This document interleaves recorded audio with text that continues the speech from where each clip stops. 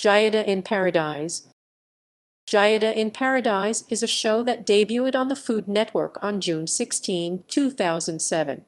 The series features host Giada De Laurentiis exploring food and culture at her favorite vacation destinations.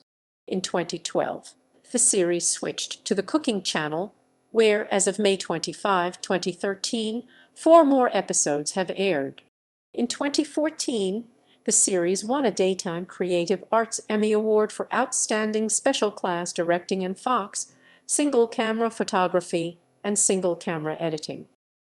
Episodes: June 16, 2007, Santorini. Giada explores the food, culture, and scenery of the Greek island of Santorini, from its idyllic beaches and cliffside villages.